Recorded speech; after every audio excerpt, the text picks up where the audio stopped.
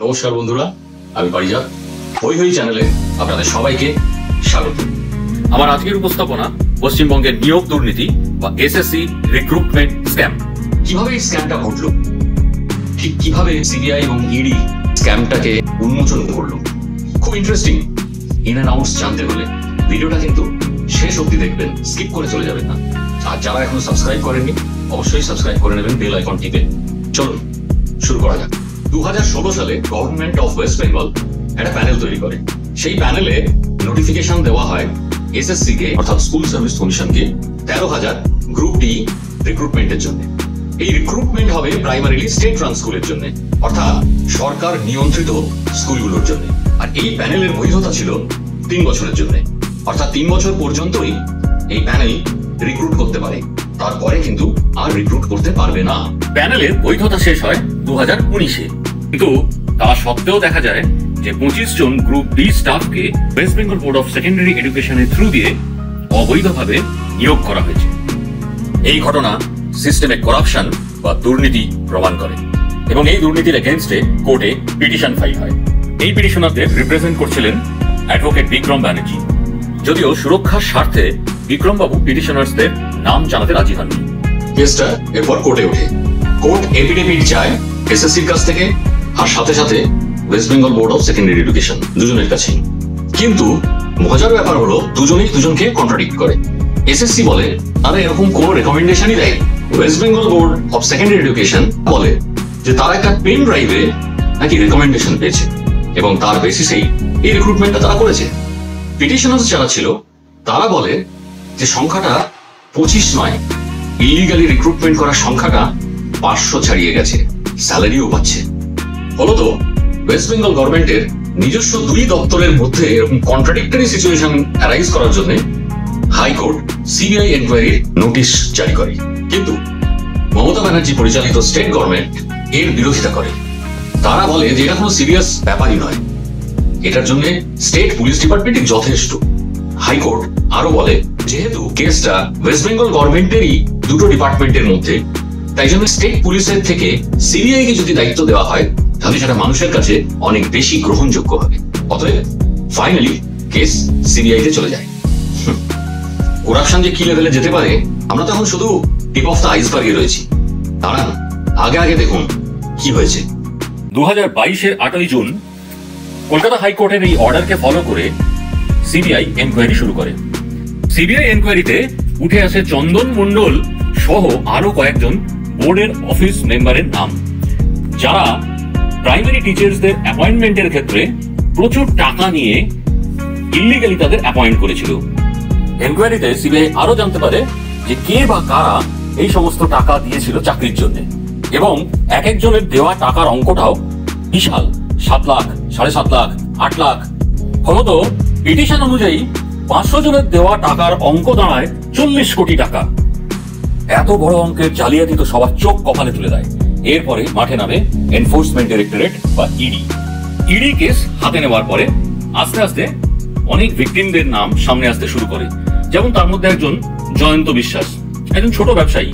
জয়ন্ত বাবু ওনার স্ত্রী পাপিয়া মুখার্জির জন্য 7.5 লাখ টাকা দিয়ে প্রাইমারি টিচারের একটি কাজ জোগাড় করেন এই চন্দন মণ্ডলের থ্রু দিয়ে। এরকমই আরো 2জন ভিকটিম হলেন সমর কুমার হালদার, সুজয় বিশ্বাস। ওনারা এক একজন 7 লাখ টাকা করে দিয়ে এই চাকরি জোগাড় করেন অবনী মণ্ডল বলে এক এজেন্টের থেকে, যিনি আবার ওই চন্দন মণ্ডলের সঙ্গে কানেক্টেড। এইভাবে ডিপার্টমেন্টের কিছু লোকজন মিলিয়ে জালিয়াতি চক্রটা কিন্তু বেশ ভালোই চালাচ্ছিল।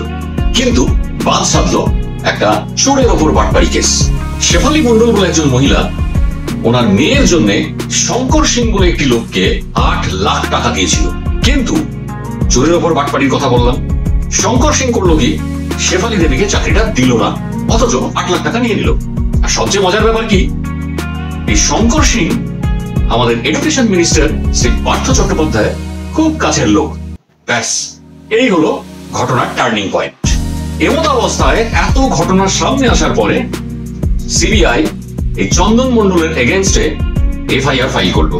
সিবিআই যখন আদালতে চার্জশিট পেশ করলো তখন চন্দন মণ্ডলের সঙ্গে আরো যারা যারা অ্যাসোসিয়েটেড সবার নাম চার্জশিটে দিয়ে দিল এবং তারা ফার্দার ইনভেস্টিগেশন করতে শুরু করলো। এবার চার্জশিট দেওয়ার পালা ইডি। ইডি তাদের ডিটেইলড চার্জশিটে ক্লিয়ারলি লিখে দিল যে টেট পরীক্ষা 2014 সালের যে পরীক্ষা, যেটা 2015 সালে হয়েছিল, টিচার্স রিক্রুটমেন্ট কমপ্লিটলি এই টেট পরীক্ষা দিয়ে হওয়ার কথা, যেটা হয়নি। এবং সমস্ত ক্যান্ডিডেট যারা এইভাবে ইলিগালি অ্যাসিস্ট্যান্ট টিচার হিসেবে চাকরি পেয়েছে, তারা কেউ টেট পরীক্ষায় পাশ করেনি। ইনফ্যাক্ট সবচেয়ে মজার ব্যাপার, যারা চাকরি পেয়েছে তারা কারা জানেন? যারা টেট পরীক্ষায় বসে পরীক্ষাটা দেয়নি, শুধু নিজেদের পার্সোনাল ডিটেলসটাই মেনশন করে গেছে। ইডির চার্জশিটে ক্লিয়ারলি লেখা হলো এই টোটাল ইলিগাল অ্যাক্টিভিটি গুলো করার জন্য একটা চক্র তৈরি করা হয়েছিল, যেটাকে নর্মালি অফিসিয়াল ভাষায় বলা হয় যে বোর্ড। এবং ইন্টারেস্টিংলি এই বোর্ড হয়েছিল আমাদের এডুকেশন মিনিস্টার শ্রী পার্থ চট্টোপাধ্যায়ের তত্ত্বাবধানে। শুধু তাই নয়, এই চক্রটা এতটাই ক্রিমিনাল মাইন্ডেড যে যাতে করে এলিজিবল ক্যান্ডিডেটরা টেট পরীক্ষায় পাস করতে না পারে, তার জন্য ওএমআর শিটে কোয়েশ্চেন এবং আনসার এমন ভাবে মিক্স আপ করে দিয়েছিল যে যে কোয়েশ্চেন তারা দিচ্ছে তার আনসার ওখানে নেই, বা যে আনসার ওখানে রয়েছে তার কোনো কোয়েশ্চেন নেই। তাহলে ভাবুন, যারা অ্যাকচুয়ালি পরীক্ষা দিয়ে টেট পরীক্ষা পাস করে অ্যাসিস্ট্যান্ট টিচার পাওয়ার যোগ্য অধিকারী ছিল, তারা পরীক্ষাটা দিতেই পারলো না সাকসেসফুলি, কারণ কোয়েশ্চেন পেপার তো ভুল, পারপাসফুলি করা হয়েছে। কিন্তু যারা পরীক্ষা না দিয়ে শুধু নিজেদের পার্সোনাল ডিটেলস লিখে হল থেকে বেরিয়ে গেল, তারা কিন্তু পরবর্তীকালে অ্যাসিস্ট্যান্ট টিচার হয়ে গেল। সারপ্রাইজিং না? ইডির চার্জশিট থেকে আরো বোঝা যায় যে যারা এইভাবে পরীক্ষা না দিয়ে ব্ল্যাঙ্ক আনসার পেপার দিয়ে বেরিয়ে গেছিল শুধু নিজেদের পার্সোনাল ডিটেলস টুকু লিখে, তাদের নিয়ে একটা প্যানেল তৈরি করেছিল এই ফ্রড দলটি। এটাকে কাউন্টার করে পরবর্তীকালে পার্থ চ্যাটার্জি একটা 5 মেম্বার কমিটিও তৈরি করেন, কিন্তু হাইকোর্ট সেটাকে বাতিল করে দেয়। এবং এই টোটাল ডিউবিয়াস প্রসেসটা ইডি স্ক্যাম হিসেবে তাদের চার্জশিটে ক্লিয়ারলি মেনশন করে দেয়। ইডি তাদের চার্জশিটে আরো বলে যে এই সমস্ত স্ক্যামের পেছনে যে তথ্য প্রমাণ পাওয়া যাচ্ছে সেটা পিন পয়েন্ট করছে পার্থ চ্যাটার্জির দিকেই। এরপর ফার্দার ইনভেস্টিগেশনে উঠে আসে অর্পিতা মুখার্জির নাম এবং তার সাথে আরো 6টি company, Ichhe entertainment private limited, Ananta Tex Fab private limited, Symbiosis merchants private limited, Sentry engineering private limited, Viewmore Highrise private limited আর এপিএ ইউটিলিটি সার্ভিসেস। এরপর ইডি ফার্দার ইনভেস্টিগেশনে উঠে আসে আরো 40টা ইমুভেবল প্রপার্টির নাম, অর্থাৎ জমি, বাড়ি, দলিল, এই সমস্ত। এর মধ্যে প্রথম নামটা যার আসে সে হলো অর্পিতা মুখার্জি, এবং তারপরে ইচ্ছে entertainment private limited, sentry private limited, APA utility services, symbiosis merchants private limited এবং আরো একাধিক নাম ইডি তাদের চার্জশিটে পেশ করে। এই সমস্ত কোম্পানিগুলি ছিল কলকাতার হরিদেবপুর, পূর্ব যাদবপুর, দক্ষিণ চব্বিশ পরগনার সোনারপুর এবং বীরভূমের বোলপুরে। কিন্তু এই চাকরি বিক্রির টাকাগুলো হলো কি? ইনভেস্টিগেশনে জানা গেল যে পার্থ চ্যাটার্জি আর তার team Symbiosis merchants private limited, Ananta Tex Fab private limited, Viewmore Highrise private limited আর জামিরা সানসাইন্স লিমিটেড বলে 4টে কোম্পানি থ্রু দিয়ে ওই চাকরি বিক্রির টাকাগুলোকে লুকিয়ে রাখত, এবং সেই টাকা দিয়ে তারা ফার্দার ইমুভেবল প্রপার্টিজ মানে জমি, বাড়ি ইত্যাদি কিনে টোটাল এই যে ক্রাইমের প্রসেসটাকে লুকিয়ে রাখতো। কি সাংঘাতিক ব্যাপার বলুন তো! মানে বলতে বলতে তো আমারই গায়ের লোম খাড়া হয়ে উঠছে। এদিকে ইডি যখন পার্থ চ্যাটার্জিকে এনকোয়ারি করতে শুরু করলো, উনি তো most of the question avoid করে গেলেন। ওনার সঙ্গে বোলপুরে যে বাংলো বাড়ির সন্ধান পেয়েছিল ইডি, যেখানে অর্পিতা মুখার্জি এবং পার্থ চ্যাটার্জির জয়েন্ট হোল্ডিংস ছিল, পার্থবাবু বললেন যে অর্পিতা মুখার্জির সঙ্গে তার কোনো ফাইন্যান্সিয়াল কানেকশনই নেই, উনি জানেনই না অর্পিতা মুখার্জি কোথা থেকে টাকা পেয়েছে বা কি কিনেছে। নট অনলি দ্যাট, অর্পিতা মুখার্জির সঙ্গে যে ওনার জয়েন্ট হোল্ডিং আছে তার জন্য যে টাকা দেওয়া হয়েছে সেই টাকাটাও নাকি উনি দেন। নির্লজ্জ, আর কিছু বলা যায়? সাধারণ মানুষের টাকা লুটে জমির পর জমি, বাড়ির পর বাড়ি, ডিট কি নেই, কোটি কোটি টাকা। এইবার শুনুন এরা ধরা পড়লো কি করে, কিভাবে সিবিআই এবং ইডি ইনভেস্টিগেট করে আস্তে আস্তে ঠিক ধরে নিল ওদের। প্রথমত ওই চন্দন মণ্ডলের সঙ্গে পার্থ চ্যাটার্জির তো লিঙ্ক পাওয়াই গেল, কারণ যে চক্রটা এই সমস্ত ব্যাপারে কাজ করছিল, দেখা গেল যে পার্থ চ্যাটার্জির সঙ্গে সেই চক্রের ডাইরেক্ট কানেকশন রয়েছে। সেকেন্ডলি, ইডি চার্জশিটে যতগুলো প্রপার্টি ডিটেলস দিয়েছিল সেই সমস্ত প্রপার্টির সঙ্গে পার্থ চ্যাটার্জি কানেক্টেড। কিছু প্রপার্টি পাওয়া গেল যেটা অর্পিতা মুখার্জির নামে। দেখা গেল সেখানে পার্থবাবু জয়েন্ট হোল্ডার। ফোর্থলি, যে সমস্ত কোম্পানির নাম আমি একটু আগে বলেছি সেই সমস্ত কোম্পানির বিভিন্ন জায়গায় পার্থবাবু ছিলেন ডাইরেক্টর। ঠিক এই সময় ইডি একজন খুব ইম্পর্টেন্ট লোকের সন্ধান পায়, যিনি পার্থ চ্যাটার্জির খুব ক্লোজ। তার নাম মনোজ জৈন। এই মনোজ জৈন অ্যাকচুয়ালি এই বিভিন্ন কোম্পানিতে ডামি ডাইরেক্টর বা ফেক ডাইরেক্টর যোগান দেওয়ার কাজটা করতেন। এই মনোজ জৈন অন্তিম গোস্বামী বলে একজনকে তার বাড়িতে কুক কাম গার্ডেনার রেখেছিল। সে শুধু কুক কাম গার্ডেনারই ছিল না, তাকে দিয়ে কিছু জালি পেপার সাইন করানো হয় এবং জৈনের কথায় সে সমস্ত পেপার না দেখেই সাইন করে। অবশ্য পেপারগুলো ছিল সবই ব্ল্যাঙ্ক, দেখারও কিছু ছিল না। মজা হলো কি, সে কোনোদিন জানতেই পারেনি যে তাকে ইল্লিগালি জামিরা সানসাইন্স বলে একটা কোম্পানির ডাইরেক্টর করে রেখেছিল এই মনোজ জৈন। এরপরে উঠে আসে আরেকজনের নাম, অশোক পাঁজা। সে হলো গিয়ে পিওন। কমল সিং ভুতরিয়া বলে একজনের কাছে সে নাকি পিওন হয়ে অ্যাপয়েন্ট হয়েছিল। তাকেও পরে ভিউ মোর সানশাইন বলে যে কোম্পানিটার কথা বলেছিলাম তার ডাইরেক্টর করে দেয়। সেও কিছু জানতো না, সে নাকি জানতে পারে মিডিয়া রিপোর্ট থেকে। এই অশোক পাঁজা এনকোয়ারিতে ইডিকে জানায় যে ওই মনোজ জৈন বলে যে ভদ্রলোক তার ইনস্ট্রাকশনে অনেক পেপার সাইন করে, কিন্তু বুঝতে পারে না যে সে সব কিসের জন্য। তাকে ইনস্ট্রাক্ট করা হয়, ও করে দেয়, মালিকের অর্ডার করতেই হবে। ঠিক একই রকম ভাবে আরেকজন স্টাফ বিশ্বজিৎ রায় ইডির কাছে এনকোয়ারিতে বলে যে তাকেও নাকি একই রকম ভাবে ওই মনোজ জৈনের ইনস্ট্রাকশন অনুযায়ী অনেক পেপার সাইন করানো হয়, কিন্তু সে জানতে চেষ্টা করলেও তাকে কিন্তু কিচ্ছু জানানো হয়নি। সেও কিছুই জানে না। কি জানে না? যে সে জামিরা সানসাইন্স বলে কোম্পানি ডাইরেক্টর হয়ে গেছে। জানতে পারে কখন? যখন মিডিয়া ট্রায়াল হয়, পরে সব ধরা পড়ে যাওয়ার পরে। এবং এদের কাউকে কিন্তু কোনো লিখিত কাগজে সাইন করানো হয়নি, জাস্ট ব্ল্যাঙ্ক পেপারে সাইন করানো হয়েছিল। এবং এদের সব ডাইরেক্টর হয়ে গেল কোম্পানির, তার এগেইনস্টে তাদের কিন্তু কিছুই দেওয়া হয়নি। অবশ্য তারা তো জানতোই না যে তারা ডাইরেক্টর হয়ে গেছে, কি বাঁচাইতো। এরপরে আসে একজন ভাইটাল উইটনেস, কল্যাণ ধর। কে কল্যাণ ধর? কল্যাণ ধরকে অ্যাপয়েন্ট করেছিল Arpita Mukherjee as her driver. Kalyan ধরের মাস মাইনে ছিল 18,000 টাকা। এই কল্যাণ ধরকে দিয়েও অনেক পেপার সাইন করানো হয়।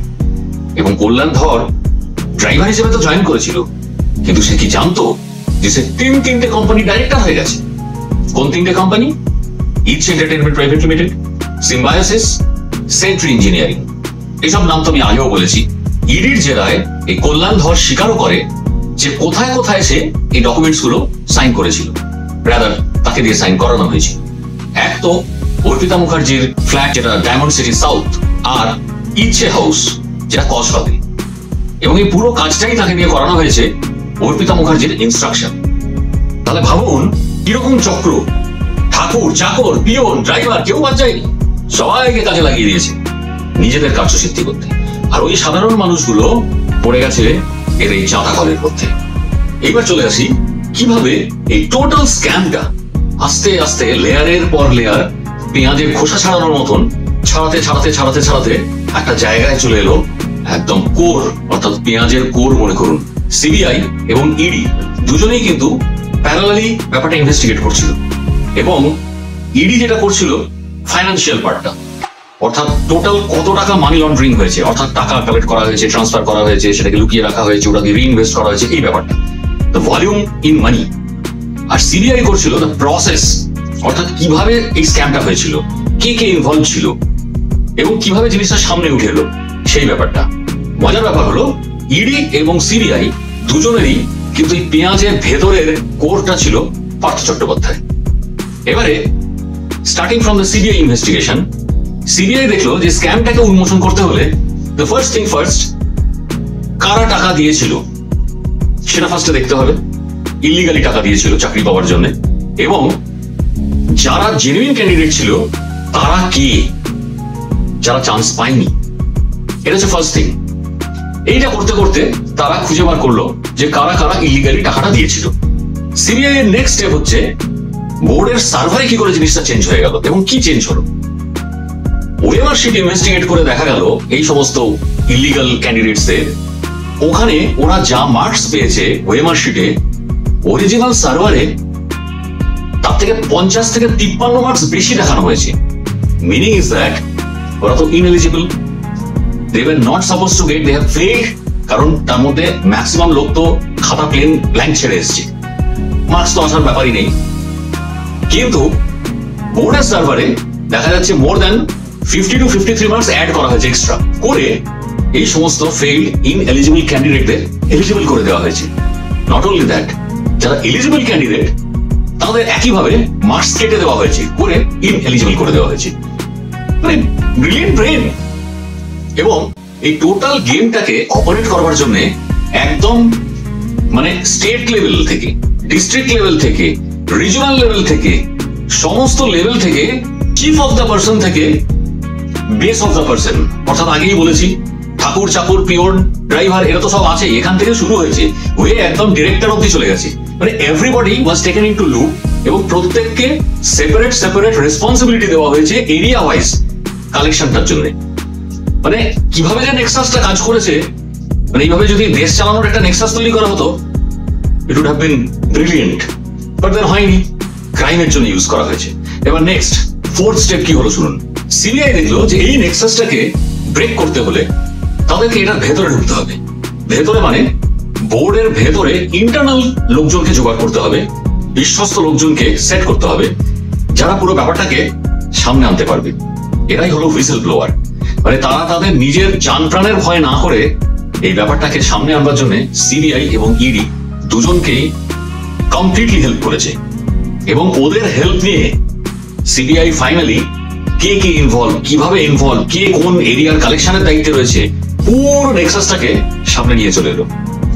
খুব লজ্জার কথা, this the first time in the history of West Bengal যে একজন ভাইস চ্যান্সেলর থেকে শুরু করে পিওন পর্যন্ত ইনভলভ। সবচেয়ে ইন্টারেস্টিং ফ্যাক্ট ইজ দ্যাট, যে ফ্যাক্টটা বোথ ইডি এবং সিবিআই এর এনকোয়ারিতে সামনে উঠে এসছে, এই entire game was the mastermind of Partho Chatterjee, who was the top boss. এবং most of the operation ওনার তত্ত্বাবধানে হয়েছে।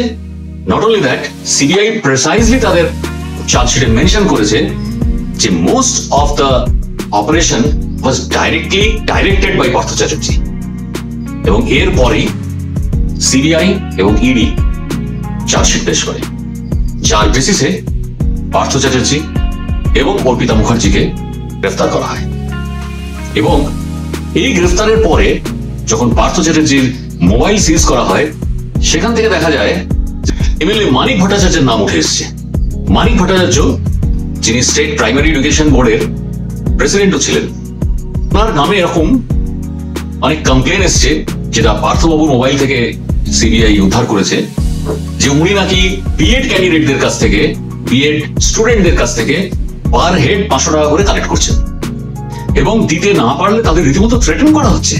পাওয়া যায় সিবিআই এর এই চার্জশিটের বেসিসেই vice chancellor North Bengal university এবং ফরমার চেয়ারম্যান যিনি West Bengal board of secondary এডুকেশনের সুবীরেশ ভট্টাচার্য, ওনাকে অ্যারেস্ট করা। ইতিমধ্যেই পার্থবাবুকে তো সিবিআই কাস্টডিতে নিয়েই নিয়েছিল, সাথে অ্যারেস্ট হয়ে যায় অর্পিতা মুখার্জি, অ্যারেস্ট হয় শান্তি প্রসাদ সিনহা, তিনি ফরমার অ্যাডভাইজার ছিলেন, Ashok Kumar Saha, school service commission secretary, Soumitra Sarkar, West Bengal school service কমিশনের চেয়ারম্যান, এবং West Bengal board of secondary এডুকেশনের আগের যিনি প্রেসিডেন্ট ছিলেন কল্যাণময় গাঙ্গুলি। এনাদের সবাইকে মানে একদম top to bottom everybody was involved in the scam.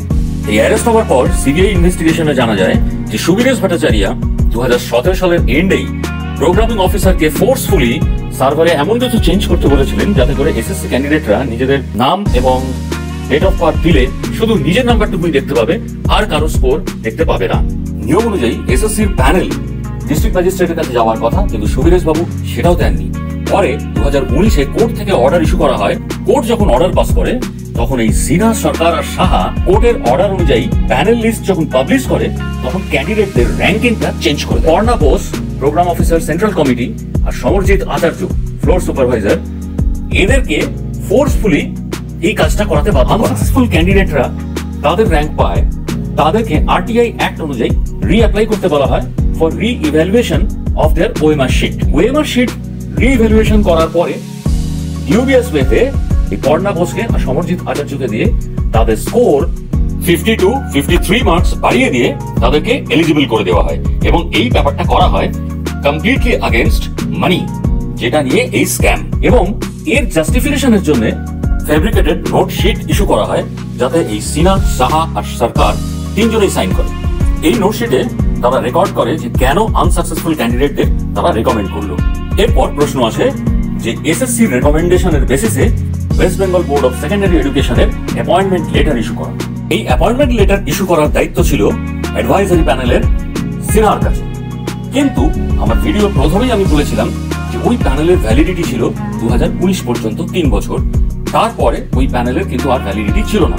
অতএব এমতাবস্থায় যদি লেটার ইস্যু করতে হয় তাহলে সেটা জালি লেটার ইস্যু করতে হবে এবং এরা সেটাই করেছিল। সেন্ট্রাল কমিটির মেন সার্ভারে মডিফিকেশন করে জাল মেমো নাম্বার দিয়ে বোর্ড জাল অ্যাপয়েন্টমেন্ট লেটার ইস্যু করে, চেয়ারম্যানের স্ক্যান করা সিগনেচার সেখানে বসায়। আর এই জাল অ্যাপয়েন্টমেন্ট লেটার হ্যান্ডেল করার জন্য কিছুটা দায়িত্ব দেওয়া হয়েছিল সিনহাকে আর কিছুটা দায়িত্ব দেওয়া হয়েছিল সরকারকে। এবং এই পুরো জালিয়াতিটা পার্থ চ্যাটার্জির আন্ডারে সিনহার ইনস্ট্রাকশনে হয়েছিল। এই সিনহা, সরকার আর সাহা স্পেশাল নোট তৈরি করে টু সাবস্ট্যান্সিয়েট দিস। ভাবুন কি ভয়ঙ্কর ক্রিমিনাল মাইন্ড। এবার তাহলে আমরা ফাইনাল রেগুলেশনটা দেখে নিই যে কোর্ট কিভাবে ডিসিশনে এলো এবং জাজমেন্ট দিল যে পুরো ব্যাপারটাই একটা হাই লেভেলের স্ক্যাম। ফার্দার ইনভেস্টিগেশনে দেখা গেল যে 609 জনকে এইভাবে ইলিগাল অ্যাপয়েন্টমেন্ট লেটার দেওয়া হয়েছে। এর মধ্যে 318 জনের কোথাও নামই নেই, আর বাকি 178 জনকে যে অ্যাপয়েন্টমেন্ট লেটার দেওয়া হয়েছে তাদেরকে যে রিজিয়ন থেকে অ্যাপয়েন্টমেন্ট লেটার দেওয়া হয়েছে তাদের অ্যাপয়েন্টমেন্ট লেটারে সাইন করা হয়েছে অন্য রিজিয়নের চেয়ারপারসনের স্ক্যান সিগনেচার। ফার্দার ইনভেস্টিগেশনে জানা গেল যে শান্তি প্রসাদ সিনহা এই সমস্ত জাল এসএসসির রেকমেন্ডেশন লেটার নিয়ে তৎকালীন বোর্ড প্রেসিডেন্ট মিস্টার গাঙ্গুলির চেম্বারে গিয়ে তাকে সফট কপি এবং হার্ড কপি সাবমিট করেন। মিস্টার গাঙ্গুলি বোর্ড প্রেসিডেন্ট তৎকালীন, উনিও পার্টনার ইন ক্রাইম ছিলেন।